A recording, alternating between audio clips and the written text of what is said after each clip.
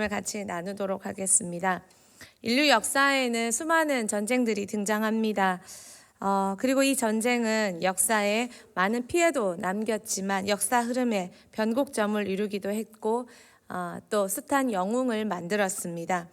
역사적으로 잘 알려진 전쟁도 있고 알려지지 않은 전쟁도 있지만 그러나 이 전쟁은 당사자들에게는 삶과 죽음의 문제를 가져다 줍니다.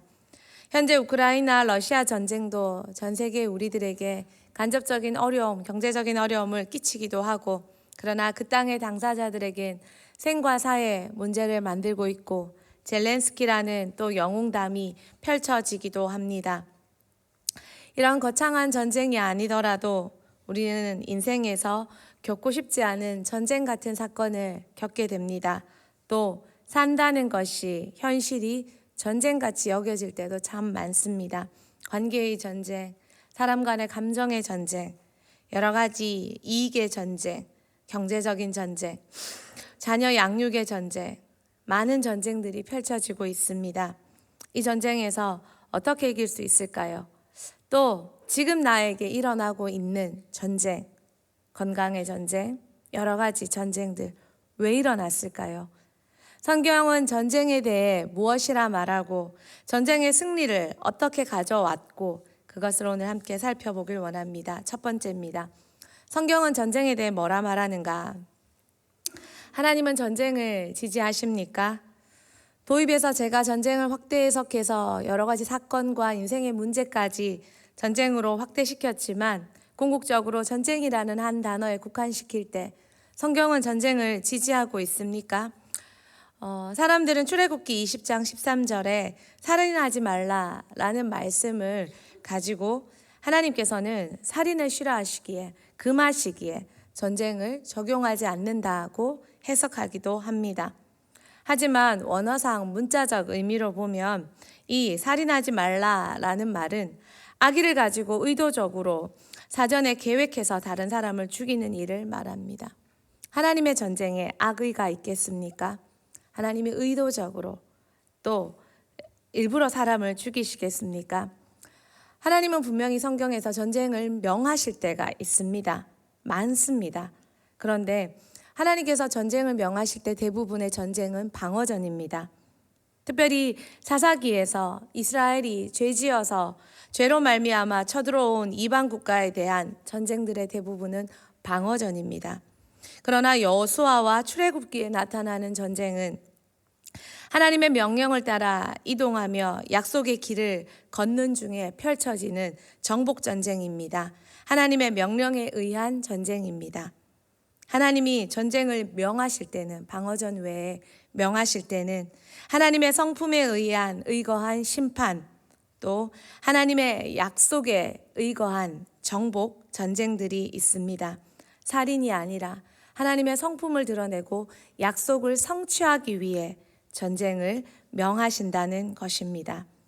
그렇다면 하나님의 그 선하심과 하나님의 약속에 의거한 전쟁이 하나님께서 명하신다면 우리 삶에 일어나는 전쟁에게도 분명 하나님의 선하신 성품과 하나님의 약속이 있을 것입니다. 하나님은 죄에 대한 심판으로 아말렉을 쳐 부수라고 하셨고 아브라함과 하신 그 땅에 대한 약속 때문에 그 땅을 정복하라는 명령을 내리셨습니다. 하나님은 당신의 성품을 위해 당신의 신실하심과 당신의 거룩하심을 위해 전쟁도 불사하십니다. 그렇다면 지금 내 인생에 펼쳐지는 이 전쟁에 대한 하나님의 뜻과 의도는 무엇일까요? 전쟁이 의미 없도록 하지 않기 위해서 우리는 그 전쟁에 대한 하나님의 선한 의도를 잘 파악할 수 있어야 됩니다. 그냥 지나가면 낭비하는 것입니다. 크던 작던 전쟁같이 여겨지는 일이라면 우리에게 분명 힘든 일이고 고통스러운 일일 텐데 왜 주셨을까요? 때로는 내가 분명히 무언가 잘못했는 것 같습니다. 그러면 심판의 전쟁입니다. 그러면 그 잘못한 것이 무엇일까요? 때로는 잘못한 건 없는 것 같습니다. 하나님께서 내게 정복을 명하시는 것 같습니다. 정복을 명하신다면 그 근간이 되는 약속은 무엇일까요? 하나님의 약속에 대해, 전쟁에 대해, 하나님의 성품에 대해 우리는 지금 잘 분별하고 있습니까? 하나님의 전쟁은 분명 의도가 있습니다. 이것을 꼭 분별해서 파악해서 오랜 시간 걸리지 않고 하나님이 주신 그 전쟁의 의미를 잘 파악해서 잘 패스하고 잘 성취하고 득템하고 많은 전리품을 얻었으면 좋겠습니다. 두 번째입니다. 우리 같이 한번 읽겠습니다. 여러분, 전쟁은 반드시 승패가 있습니다. 오늘 본문은 이스라엘과 아말렉의 전쟁입니다. 이스라엘의 첫 전투입니다. 이스라엘이 출애굽 후에 처음으로 노예로 살다가 출애굽해 광야를 걷는 중에 처음으로 겪는 전쟁입니다. 그런데 상황이 좋지 않습니다. 르비딤에 이르른 이스라엘 백성이 배가 고픕니다. 근데 심히 목도 마릅니다. 이런 불평과 우여곡절을 겪는 중에 아말렉이 쳐들어왔습니다. 안 그래도 평생 노예로 살아서 전쟁이 뭔지 시키는 대로만 살아본 백성들인데 착취만 당해봤지 반항할 줄도 싸울 줄도, 그 노예 중에 유일하게 욱했던 사람이 모세잖아요. 물론 성경에 기록된 것에 의하면.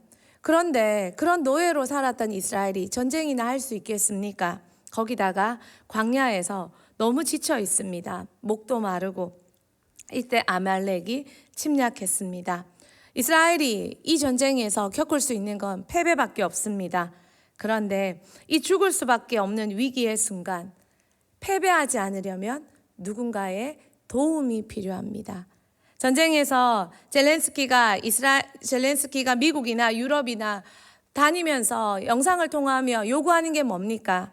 많은 전쟁 물자입니다. 많은 자원입니다. 지원입니다. 도움입니다. 한국의 국회까지 연결해서 그가 요구하는 게 뭡니까? 전쟁의 도움을 달라는 것입니다.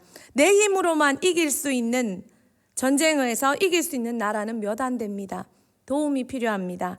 그래서 우방 국가가 필요하고, 그래서 여러 가지 국가 간의 협약을 맺습니다. 마찬가지입니다. 이길 수 없다면 이길 수 있도록 도와줄 수 있는 누군가의 개입이 필요합니다. 그런데 당연히 그 개입은 힘센 사람의 개입이어야겠지요. 위기의 순간 이스라엘에게 하나님의 개입이 필요합니다. 하나님이 성경에서 전쟁을 개입하실 때는 몇 가지 방법이 있었습니다. 발터 침멀리라는 구약학자가 하나님께서 전쟁에 개입하실 때 4가지 방법을 정리했습니다. 첫 번째는 성령이 구체적으로 한 인간에게 임하여 그로 싸움을 유도하고 승리케 하십니다. 다윗과 골리앗의 전쟁을 우리는 생각해 볼 수 있습니다. 두 번째는 제사장 예언자의 입을 통해 혹은 꿈을 통해 명령하심으로 하나님의 계시를 전달합니다. 우리는 미디안 전투의 기브온의 상황을 알 수 있습니다. 기브온이 보리떡 꿈 얘기하는 그리고 이 꿈은 기브온이 승리할 꿈이네 라고 서로 말하는 그것을 들으면서 기브온이 전쟁을 확신했던 그 사건을 우리는 떠올릴 수 있습니다. 세 번째는 하나님께서 직접 적들에게 공포심을 주심으로 승리를 개입하시는 장면입니다. 여호수아 아모리 족속의 전투에서 왕벌을 통해 그들을 두렵게 하시고 쫓아내시는 전쟁을 생각해 볼 수 있습니다. 마지막 4번째로 하나님께서 기적으로 적들을 진멸하시는 것입니다. 여호수아 전쟁 중에 우박으로 적군을 죽이시는 것입니다. 지금 오늘 이 본문의 전쟁은 하나님께서 모세를 통해 여호수아가 싸우지만 모세를 통해 전략을 주십니다. 하나님이 그를 통해 싸움을 유도하시고 승리케 하십니다. 그리고 이스라엘 백성은 이런 많은 전쟁을 경험하면서 전쟁에 이기는 것이 하나님이 개입이 있을 때 이긴다는 것을 배우게 되었습니다. 사무엘상 14장 6절 말씀 우리 같이 한번 읽어볼까요?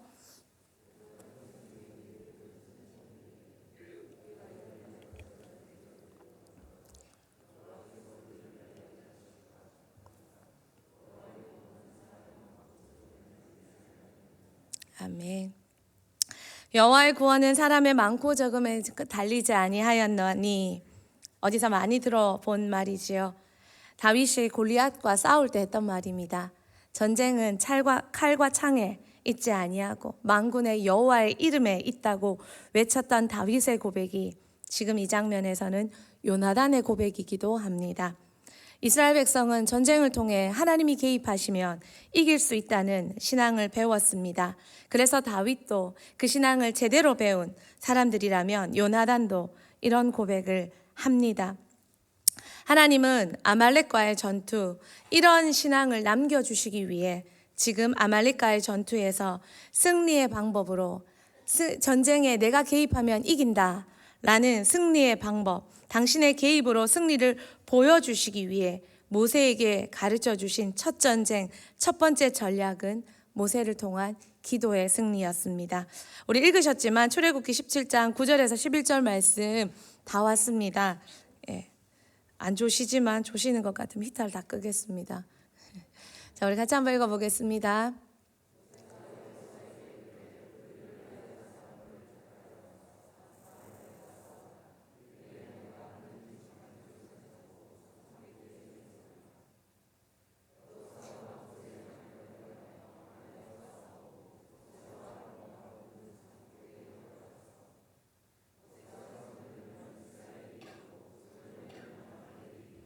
아멘. 싸우지 않는 거 아닙니다. 분명히 여호수아는 백성을 데리고 가서 싸움을 하고 있습니다. 그러나 싸움의 이면, 진짜 싸움은 기도의 싸움이었습니다.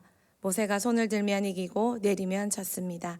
이 장면을 통해 첫 전쟁에서 하나님이 이스라엘에게 가르쳐주고 싶은 것이 무엇입니까? 그걸 알아내야 합니다. 여호수아는 싸우고 모세는 기도하고 둘 다 했습니다. 중요한 핵심은 기도에 있습니다.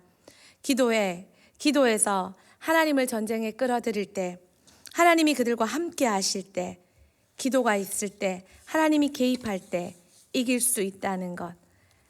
출애굽기 17장 16절 한번 같이 볼까요? 같이 읽겠습니다. 이르되 여호와께서 맹세하시기를 여호와가 아말렉과 더불어 대대로 싸우리라 하셨다 하였더라. 오늘 본문의 전쟁 장면의 마지막 구절입니다. 그런데 이르되 여호와께서 맹세하시기를 여호와가 아말렉과 더불어 대대로 싸우더라. 분명히 이스라엘과 아말렉이 싸우고 있습니다. 그러나 성경은 그 관점이 바뀝니다. 전쟁이 어느새 하나님의 개입으로 하나님과 아말렉의 전쟁이 되었습니다. 선수가 교체되었습니다. 이러면 이깁니다. 하나님의 명백한 개입이 있으면 승리합니다. 하나님의 개입은 승패의 결정이 됩니다. 그래서 우리는 우리의 삶에, 우리의 전투에 하나님을 모셔와야 합니다. 홈리와 비니아스, 사무엘상 4장에 이스라엘과 블레셋 전투에, 이 전투에 이스라엘은 이제 배웠기 때문에 전쟁에 하나님 모셔오면 이긴다, 이걸 너무 잘 알아서 홈리와 비니아스가 블레셋과의 전투에서 하나님 모셔오고 싶었습니다. 그래서 그들이, 엘리의 두 아들이 가서 무엇을 가져왔습니까? 언약궤를 메고 왔습니다. 백성들이 이 광경을 보고 이전 전투에서, 이 첫 번째 전투에, 블레셋과의 전투에서 4,000명이 죽었습니다. 지고 있는 시점에 언약궤가 왔습니다. 백성이 너무 크게 외쳐서 천지가, 땅이 울리고, 그래서 블레셋이 너무 놀랐습니다. 와, 정말 뭐가 왔구나. 백성은 이렇게 믿었지만 하나님은 홈리와 비느하스의 그들의 방법에 개입하지 않으셨습니다. 또 졌습니다. 완전히 졌습니다.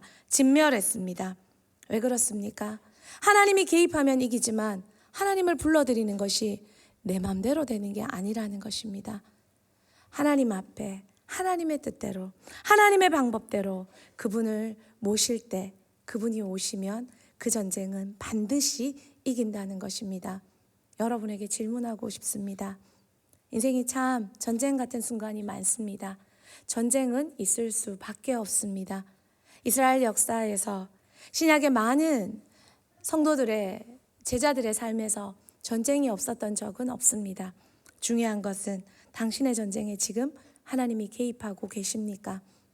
당신의 전쟁에 당신이 메고 가는 언약궤가 있습니까? 하나님을 불러들이기 위한, 하나님이 기뻐하시는 모세의 기도가 있습니까? 그리고 하나님의 개입이 지금 당신의 가정에, 당신의 가문에, 여러분의 인생에 있습니까? 전쟁에서 중요한 것은 하나님의 개입입니다. 독일의 괴팅햄 대학교 구약학자 스멘트가 이런 말을 했습니다. 여호와 전쟁은 이스라엘의 종교의 기원이었다. 이스라엘은 전쟁을 통해 하나님을 배웠습니다. 승리가 하나님과 함께할 때 있을 수 있다는 걸 이스라엘은 전쟁을 통해 배웠습니다. 우리는 지금 기도하고 있습니다. 전쟁 때문에 더 기도할 수밖에 없습니다. 참 어려운 시기입니다. 설날 가족들을 만나면 우리가 들을 얘기는 어렵다, 힘들다, 괴롭다, 슬프다, 또 세상의 욕심으로, 세상의 방법으로 잘됐다, 이렇게 해봐라, 세상적인 많은 것들을 우리에게 가져다 주는, 세상으로 졌던, 세상으로 이겼던 세상의 방법을, 그것이 성도라 할지라도 세상의 방법을 여러분에게 제시하는 또 다른 전쟁터로 우리는 나아가야 합니다. 준비되어 있습니까? 그들과 만났을 때에도, 절망에 빠진 그들에게도 복음의 평안의 승리를, 확신을 선포할 수 있는 준비가 되어 있습니까? 세상의 욕심으로 승리했다 할지라도 그들 앞에서도, 아니 나는 만군의 여호와의 이름으로 자녀를 키우고, 만군의 여호와의 이름으로 인생을 살고, 만군의 여호와의 이름으로 기도하며 예배하며 교회를 섬기며 교회와 함께 살고 있다고 말할 준비가 되어 있습니까? 하나님이 여러분을 보고 계십니다. 기도하는 여러분이 하나님과 동행하고 있는지, 하나님이 개입하고 있는지. 전쟁에는 승패가 있습니다. 이기든지 지든지. 여러분은 지금 어떤 상황을 맞고 계십니까? 또 이번 설명절에 어떤 상황을 맞을 예정이십니까?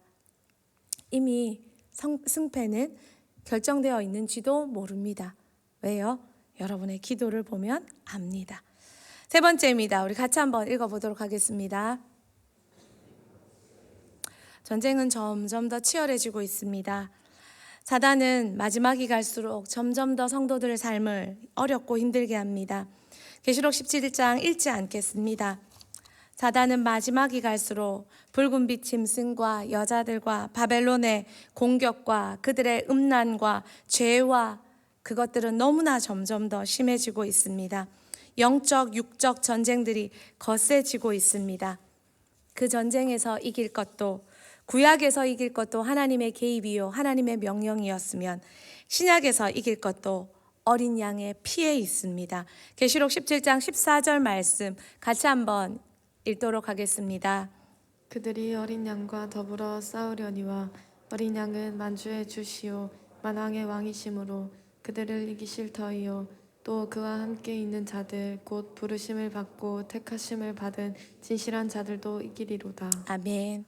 마르틴 루터가 예수님을 가르쳐 악마를 이기신 승리자 예수 그리스도라 했습니다.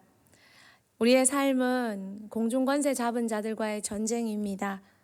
아무리 가문이 예수 믿는 몇 대째 믿는 가문이라 할지라도, 성도들의 만남이라 할지라도, 그 가운데 가정예배가 살아있다 할지라도 그들이 예수 그리스도를 의지하고 예수 그리스도로 나아가는 자들이 아니라면 세상에 속한, 세상에 잡힌 그런 성도들일 수 있습니다. 여러분, 우리가 먼저 예수 그리스도로 무장되어 승리자 예수 그리스도와 함께 나아가 승리자 예수 그리스도를 선포하고 그 삶을 자랑하고 그 삶을 증거하고 그 삶을 전파할 수 있는 승리가 저와 여러분 속에 확실하게 있기를 소망합니다. 지금은 전쟁입니다. 아무리 치열하고 마지막이 갈수록 더 치열하다 할지라도 하나님의 개입이 있고 어린 양의 승리의 확신이 우리 가운데 있다면 우리는 지금도 승리할 수 있습니다. 사랑하는 성도님들, 우리는 대흥교회 교인입니다. 기도하는 교인입니다. 기도하는 성도들입니다. 우리가 그들에게 승리를 선포하지 않고 우리가 이기지 않으면 누가 이길 수 있겠습니까? 전쟁은 여호수아가 치릅니다. 여호수아가 싸웠습니다. 싸울 줄 모르는 백성과 나아갔습니다. 하지만 전쟁의 핵심은 르비딤 산 꼭대기에 기도하고 있는 모세의 손에 있었습니다. 승리는 하나님의 개입에 있습니다. 승리는 예수의 어린 양의 피에 있습니다. 오늘 새벽 저와 여러분의 기도가 더 승리를 확신하고 하나님을 믿어드려서 우리의 삶에, 우리의 가문에, 우리의 삶터에, 내가 가는 모든 곳에 하나님의 개입을 불러오는 우리의 기도가 되기를 소망합니다. 대한민국의 승리가 필요합니다. 대은교회에 더 많은 승리의 소식이 필요합니다. 우리 가문에 승리가 필요합니다. 우리가 기도할 때, 우리가 모세처럼 손을 들고 기도할 때 살아계신 하나님은 우리를 기뻐하시며 우리와 함께 해주실 줄 믿습니다. 마지막으로 하나님께서 이스라엘을 위해 싸우신 구약의 이거 오늘 본문은 이스라엘이 출애굽에서 첫 번째 전쟁이고 성경 전체에서 하나님께서 이스라엘을 위해 싸우신 구약의 첫 번째 이야기가 하나님 개입한 첫 번째 전쟁, 이스라엘이 출애굽한 전쟁은 이거고 하나님이 이스라엘의 전쟁에서 첫 번째로 개입한 것이 출애굽기 15장 21절 모세가 홍해를 지나오면서 하나님께서 그 홍해를 가르시면서 승리하신 그 장면이 하나님이 개입해서 기적으로 그 애굽 군대를 그 홍해 바다에 다 쳐넣은 사건입니다. 그리고 그 사건이 지나고 미리암은 너무 기뻐서 그 사건을 이렇게 찬양합니다. 우리 마지막으로 승리의 노래 출애굽기 15장 21절 같이 읽도록 하겠습니다. 미리암이 그들에게 화답하여 이르되 너희는 여호와를 찬송하라. 그는 높고 영화로우시며 말과 그 탄 자를 바다에 던지셨음이로다 하였더라. 아멘. 여러분의 기도에, 여러분의 삶터에, 여러분의 설 연휴에 이런 놀라운 찬양이 있기를 축복합니다. 우리 같이 찬양하겠습니다.